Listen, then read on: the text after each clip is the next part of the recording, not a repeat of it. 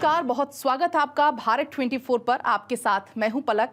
सबसे पहले सभी दर्शकों को गोवर्धन पूजा की बहुत बहुत शुभकामनाएं। लेकिन गोवर्धन पूजा का महत्व क्या है, इसकी पूजा कैसे करते हैं, इसके पीछे पौराणिक कथाएं क्या हैं, किन बातों का आपको ध्यान रखना चाहिए या ऐसी कौन सी चीज़ जो आपको नहीं करना चाहिए, तो हर एक मुद्दे पर पंडित जी से हम बातचीत करेंगे। हम जानने की कोशिश करेंगे कि आप कैसे पूजा करें। बिल्कुल। देखिए, सबसे पहले जिन देवता की पूजा हम करने जा रहे हैं या जिनकी चर्चा करने जा रहे हैं उनको बुला लेते हैं, यानी ध्यान करते हैं। नमोस्तुनंताय सहस्रमूर्तये सहस्रपादाक्ष शिरोर्बाहवे सहस्रनाम्ने पुरुषाय शाश्वते सहस्रकोटि इगुधारिणे नमः।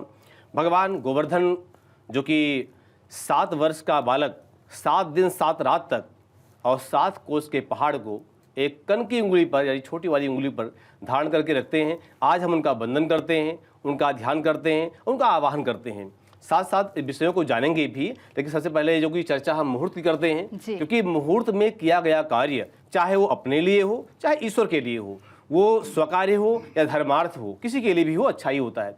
तो मुहूर्त जो प्रातः काल का है वो सुबह 7:30 बजे से लेकर के और 11 बजे के मध्य, यानी प्रातः काल के समय में ही भगवान गोवर्धन को गोबर से बनाना चाहिए। प्रयास करें कि गोबर से ही, वो भी देसी गाय के गोबर से बना करके पूरा श्रृंगार करें और श्रृंगार करके उनका पूजन करना चाहिए। तो 7:30 से लेकर के 11 के मध्य का सबसे उत्तम समय है भगवान गोवर्धन की पूजा का। अगर पंडित जी हम पूजा की विधि की अगर हम बात करते हैं तो पूजा की विधि में कौन कौन सी ऐसी चीजें हैं जिसका होना बहुत ज्यादा जरूरी है?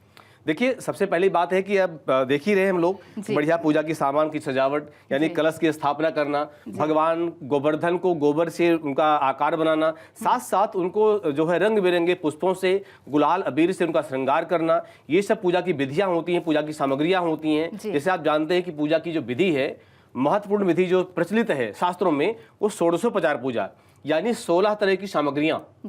जैसे कहते हैं आवाहनासने पाद्यम अर्घम आचमनीयकम स्नानम वस्त्रोपवीतम च गंधमाल्यानुक्रमात् धूपम दीपम च नैवेद्यम तांबूलम च प्रदक्षिणः पुष्पांजलि इति प्रोक्तः उपचारास्तु 16। तो पूजन की विधि में जब हम भगवान का पूजन करते हैं तो सबसे पहले ये नियम होता है कि उनका आवाहन किया जाए। प्रभु, हमने आपका आकार तो बना दिया, स्वरूप बना दिया, लेकिन आप आकर के यहाँ प्रतिष्ठित हो, ये हमारा भाव है, ये भक्त का भाव होता है, ताकि तो पूजा संपन्न हो। तो जब तक भगवान आएंगे नहीं, पूजा हम करेंगे किसकी? वो तो एक सामग्री है। देखिए, भगवान को उनका आवाहन करना और उनकी प्राण प्रतिष्ठा करना, ये प्रथम क्रम होता है। तो भगवान का आवाहन कर लिया हमने, आवाहन आसने, फिर कहा भगवान विराजमान होइए, आसन दिया हमने। फिर है पाद्योपाद्यम हस्ते अर्घ्यम मुख्य आचमनीयम स्नानम। जब पूजा पंडित जी करते हैं तो देखते होंगे कि जल का छींटा 4 बारी लगाते हैं। इसलिए लगाते हैं कि भगवान पाद्योपाद्यम, चरण धोने के लिए जल है, हस्ते अर्घ्यम हाथ धोने के लिए जल है, मुख्य आचमनीय अंदर की शुद्धि के लिए जल है, पुनः स्नानिम जलम समर्पयामी, यानी ये जल स्नान के लिए, चौथी बार का जल स्नान के लिए। उपरांत वस्त्रों, जैसे कई बार हमारे पास मौली होती है, कलावा होता है, तो कलावे को तोड़ करके और जोड़ा चढ़ाते हैं। जैसे हमने एक बार तोड़ा और दोबारा एक बार और तोड़ लिया, तो तोड़ करके फिर हम लोग चढ़ाते हैं वस्त्र के रूप में, इस तरह से। तो स्नान के बाद वस्त्र चढ़ाते हैं, वस्त्रांते गंधम, यानी तिलक लगाया जाए, जनेऊ चढ़ाया जाए, और गंधांते अक्षतम, यानी अक्षत के रूप में चावल चढ़ाया जाए, चावल को अक्षत कहा जाता है। तो गंधांते अक्षतोपरांत पुष्पम पुष्पमाल्यम, फूल माला, खुले फूल, रंग बिरंगे फूल भगवान को अर्पण किया जाए। पुष्पम पुष्पमाल्य उपरांत अबीर गुलाल, जैसे कि हम लोगों ने भी बढ़िया सुंदर सुंदर गुलाल, हल्दी और अबीर यहाँ पर देखते हैं कि बढ़िया सुंदर सा अबीर तैयार किया है, तो अबीर गुलाल चढ़ाना चाहिए। इसके बाद इत्र, जो कि सुगंध के लिए सबसे उत्तम माना जाता है, और वहाँ पर अक्सर जो पंडित जी मंत्र पढ़ते हैं वो मृत्युंजय मंत्र पढ़ते हैं और पौराणिक मंत्र भी है। त्र्यंबकम यजामहे सुगंधिम पुष्टिवर्धनम उर्वारुकमिव बंधनान मृत्योर मुक्षीय मामृतात्। इस मंत्र को पढ़ा जाता है जो है इत्र चढ़ाते समय। तो इत्र चढ़ाने के बाद में भगवान को धूप बत्ती और दीपक अर्पण करना चाहिए। ये क्रम है कि किसके बाद क्या चढ़ाएं, ये नहीं कि पहले क्या चढ़ा दें बाद में चढ़ा दें, नहीं, क्रम है। तो धूप बत्ती दीपक के बाद हस्त प्रक्षालनम, हाथ धो लेना चाहिए, और हाथ धोने के बाद में अब क्रम आता है नैवेद्य का, और 56 भोग का क्रम आता है कि प्रभु संसार में सबसे उत्तम सामग्रियां जो होती हैं वो 56 भोग की तरह सामग्रियां भगवान को अर्पण की जाती है। प्रचलित कथा इसलिए आई कि जब भगवान श्री कृष्ण ने, गोवर्धन के रूप में भगवान बैठे हुए हैं, वो स्वयं भी हैं और पुजारी के रूप पूजा करवा भी रहे, मतलब पुजारी के रूप पूजा भी करवा रहे भगवान 7 वर्ष के बालक के रूप में, और उधर नंद बाबा यशोदा मैया के साथ और बहुत सारे ग्वाल बालों के साथ, गोपी गोपिकाओं के साथ भगवान पूजा करवा रहे हैं। जल की जो व्यवस्था थी वो यमुना जी से लाना पड़ता था, यमुना जी वहां से 24 किलोमीटर दूर है। कैसे जलाएगा, कितना भाई, ये 7 कोस के भगवान है गोवर्धन जी, कैसे पूजा होगी? तो भगवान ने मानसी गंगा को प्रकट किया। मानसी गंगा प्रकट होती है, उनके माध्यम से उनका स्नान और पूजन चलने लगा। तो इस तरह से 56 भोग का प्रसाद, मिष्ठान आदि बहुत सारी चीज़ों, अलग अलग तरह के भोग भगवान को अर्पण किए गए। और नैवेद्यांते आचमनीयम जलम, जैसे हम भी भोग लगाने के बाद में, प्रसाद ग्रहण करने के बाद में जल पीते हैं, तो भगवान को भी ऐसे हाथ में जल लेकर के और उनको अर्पण करना चाहिए। यहाँ मंत्र पढ़ा जाता है, प्राणाय स्वाहा, अपानाय स्वाहा, व्यानाय स्वाहा, समानाय स्वाहा, उदानाय स्वाहा। ये जो मैं कर रहा था, ग्रास मुद्रा है जी। पहले मुद्रा में कनिष्ठिका और अनामिका उंगली आती है, दूसरे में अनामिका मध्यमा आती है, तीसरे में मध्यमा और तर्जनी आती है, और चौथे में तर्जनी, मध्यमा और अनामिका भी आती है, और पांचवें में 5 उंगलियां आती हैं। ये ग्रास मुद्रा है, भगवान को अर्पण की जाती है। तो इसे ग्रास मुद्रा अर्पण करें।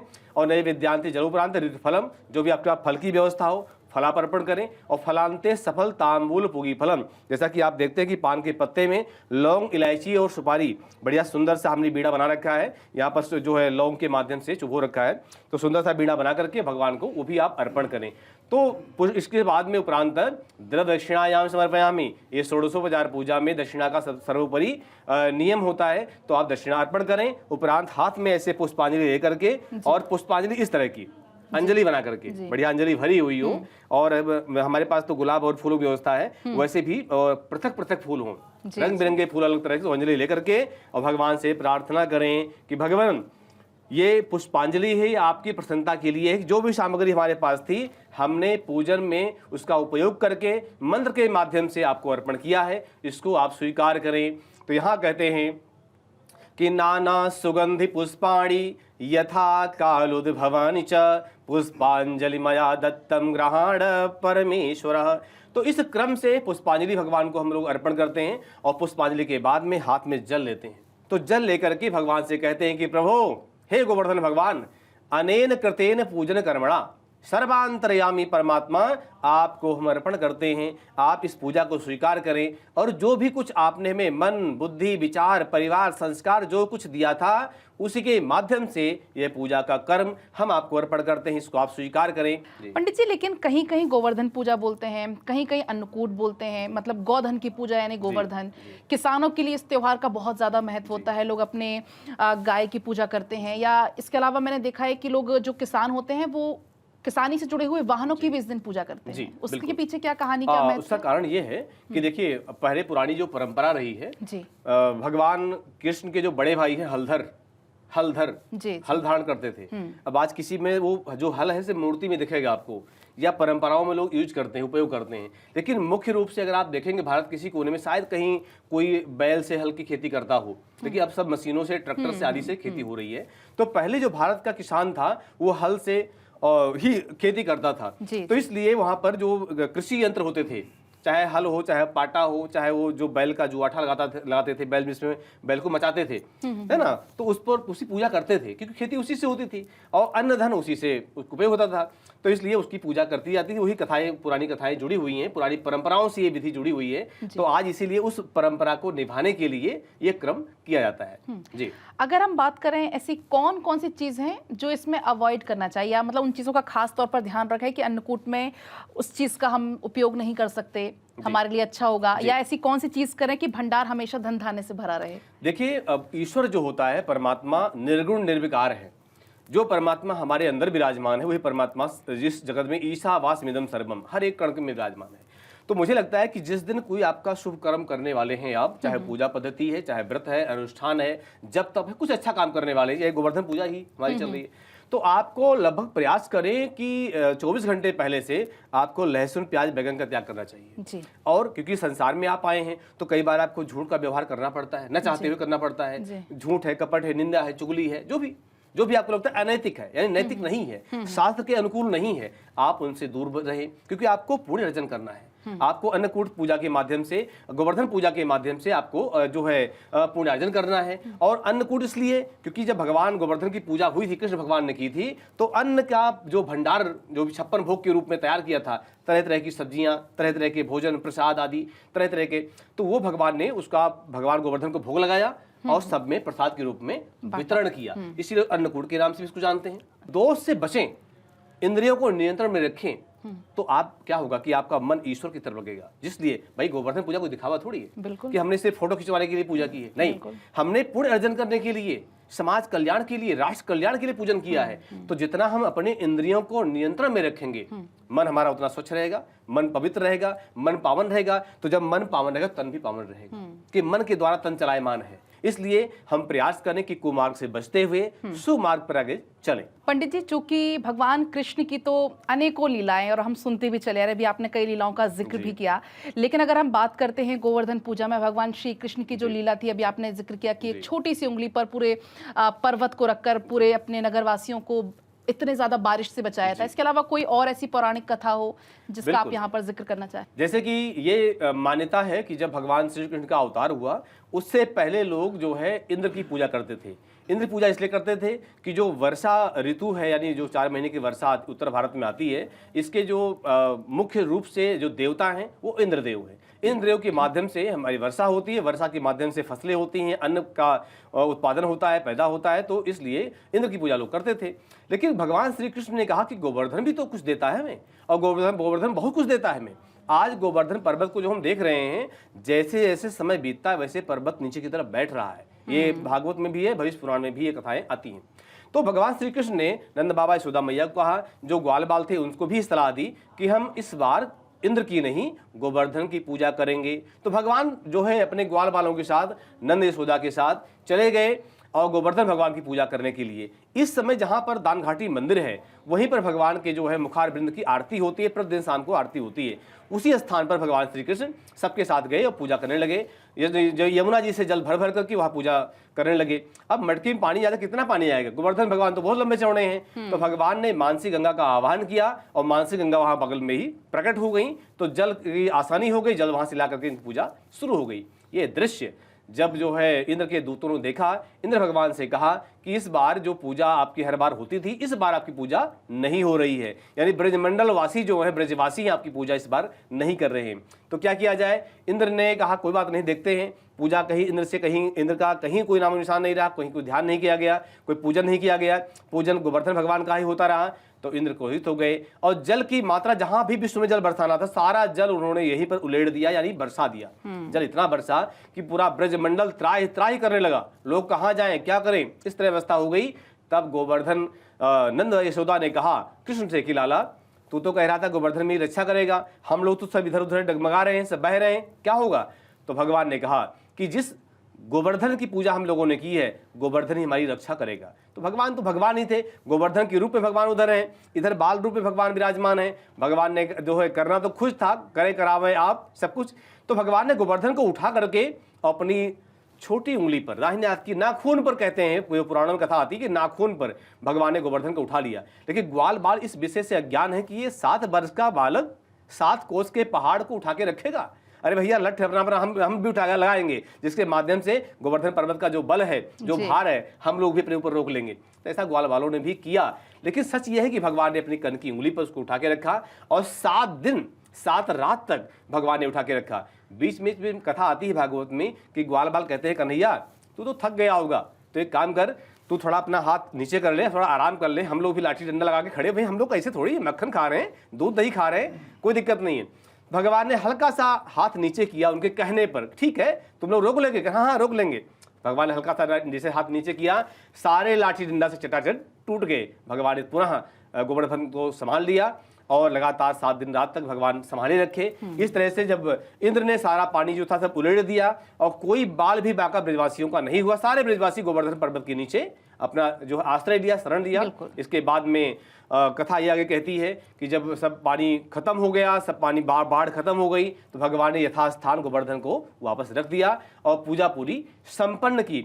उसी वर्ष से गोवर्धन की पूजा प्रारंभ हो गई और पूजन आज भी चल रहा है। बिल्कुल, भगवान कृष्ण की लीलाएं तो अपरंपार हैं। लेकिन अगर अब मैं चाहूँ, चूंकि हमारे पास सारे यहाँ पर सामग्री भी है, तो आप मंत्रोच्चारण के साथ पूजा की विधि अगर आप करके बताएं, हमारे दर्शकों के लिए सुविधा होगी। जी बिल्कुल बिल्कुल। सर्वप्रथम जब हम पूजन करते हैं, जैसे कि आप देख रहे हैं सामग्री भी उपलब्ध है।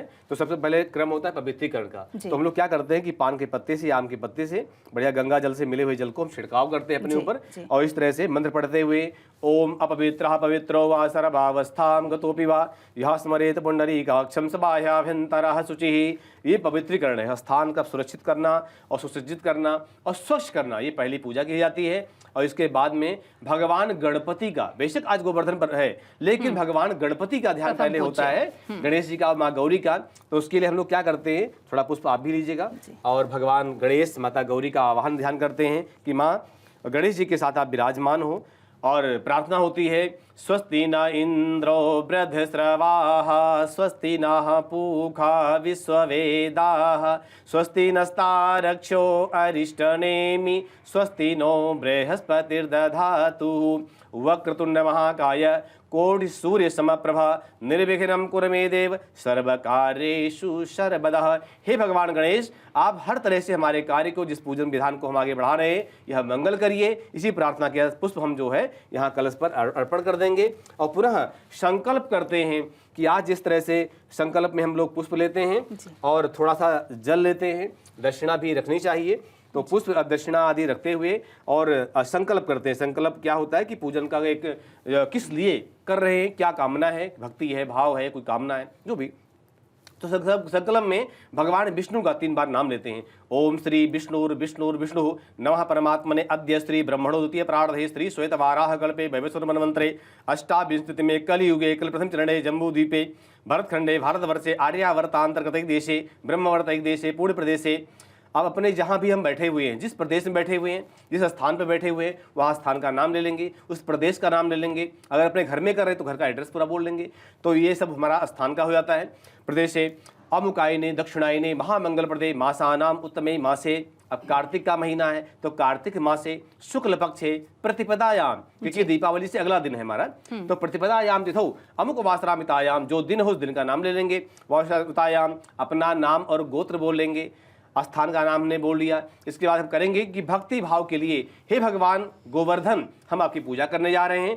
तो यथा भक्ति भाव अनुसारेण भगवान गोवर्धन पूजनम महम करिष्ये, ये संकल्प हम लोगों ने कर लिया। अब इसके बाद में हम भगवान गोवर्धन का, जो कि हम एक रूप बना रखा है, तो पहले हमने उनको आह्वान, भगवान आप विराजमान हो जाइए, और प्राण प्रतिष्ठा के साथ हम प्रतिष्ठित करते हैं। फिर उनको स्नान कराएंगे इस तरह से। ओम पाद्योपाद्यम हस्त्यो वर्घ्यम मुखे आचमनियम स्नानम समर्पयामि। और स्नान के बाद में हमने यह कलावे का 2 हमने तोड़ा है अलग अलग, इसके बाद में इसको हम चढ़ा देंगे जो है भगवान को।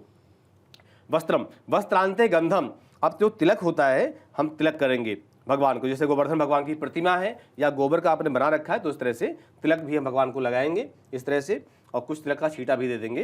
क्योंकि कलशस्य मुखे विष्णु कंठे रुद्र समाजता, कलश के मुख वाले भगवान में, भाव में भगवान विष्णु होते हैं, कंठ में भगवान रुद्र होते हैं, और मूले त्वस्य स्तव ब्रह्मा, मूल में भगवान ब्रह्मा जी विराजमान होते हैं। तो इस तरह से कलश की पूजा हम लोग करते हैं। तो हमने तिलक लगाया, और तिलक के बाद में हमने बताया था अक्षत चढ़ाना चाहिए, चावल, तो अक्षत को भी यहाँ टीका लगाया था, वहाँ चढ़ा दिया हमने, और थोड़ा सा कलश के ऊपर भी चढ़ा दिया हमने। अक्षतांते गंधम गंधांते चित्तोपरांत पुष्पम पुष्पमाल्यम, हमने फूल माला चढ़ा रखी है, थोड़ा सा पुष्प भी हम लोग इस तरह से चढ़ा देंगे। पुष्पम पुष्पमाल्य उपरांत धूपम दीपम, जो धूप दीप जल रहा है उसका ऐसे इस तरह से हाथ से चढ़ाएं। तो इस तरह से हमने अबीर गुलाल चढ़ा दिया, हल्दी चढ़ा दिया गोवर्धन भगवान पर, और ये अबीर है ये भी चढ़ा दिया हमने, अबीरम गुलालम, और धूप दीपन नैवेद्यम। इसके बाद में हम चढ़ाएंगे इत्र, जो कि हमने अभी बात कर रहे थे इत्र के बारे में। तो इत्र को जो है इस तरह से फूल में लगा करके, प्रयास करें रुई में या फूल में लगा करके, तो ये भी हमने अर्पण कर दिया। धूपम दीपम च नैवेद्यम। अब इसके बाद में धूप दीप चढ़ा दिया, हमने थोड़ा हस्त प्रक्षालन करना है। धूप दीप चढ़ाने के बाद हाथ धो लेना चाहिए। जी आपको भिजवा देते हैं कि भाई पूजा में आप भी सम्मिलित हैं। और उपरांत नैवेद्यम, जो भोग है भगवान सामने, इस तरह से भोग को भी अर्पण करेंगे और प्रार्थना करेंगे कि तुदीयम वस्तु गोविंदम तुभ्यमेव समर्पये ग्रहण समुखो भुक्त्वा प्रसीद परमेश्वरः। नैवेद्यांते आचमनियम जलम, और जल के लिए वैसे भी पंडित जी भगवान तो सिर्फ भाव के भूखे, सच्चे मन से जो भी भगवान को चढ़ाएंगे उनको वो बिल्कुल अर्पित होगा। अगर हम जाते जाते, क्योंकि समय बहुत कम है, कोई आप ऐसा टोटका, कोई उपाय अगर आप बताना चाहें हमारे दर्शकों को, जो गोवर्धन पूजा के दिन खासतौर पर अगर किया जाए तो लक्ष्मी जी सदा सहाय करेंगे, उनके जो भंडार हैं वो हमेशा धन धान्य से भरे रहेंगे। बिल्कुल। देखिए प्रयोग तो यह है, मंत्र है ओम नमो भगवते वासुदेवाय, ये, और साथ साथ में उस मंत्र को अगर हल्दी लेकर के, हल्दी और पान का बीड़ा ये हाथ में लेकर के इस तरह से। और हो सके तो हाथ में लेकर के या फिर किसी पात्र में रख लीजिए और इसी मंत्र को 108 बार पढ़ें, पढ़ करके भगवान को अर्पण करें, इस तरह से चढ़ा दें। और चढ़ाने के बाद में इसको, हल्दी को और इस पान के बीड़े को आप तिजोरी में या जहाँ धन स्थान है वहाँ रख दीजिए। अपनी कामनाओं के साथ समर्पण करें उनको, तो निश्चित है कि जिस कामना के उद्देश्य आपने पूजन किया है तो वो कामना आपकी पूर्ण होती है। भगवती लक्ष्मी की कृपा आपके ऊपर निरंतर बनी रहे। बिल्कुल पंडित जी, और यही कामना हमारी भी है कि आपकी धन धान्य हमेशा भरे रहे, लक्ष्मी जी सदा सहाय करें। फिलहाल वक्त एक बहुत छोटे से ब्रेक का है, आप देखते रहिए भारत 24।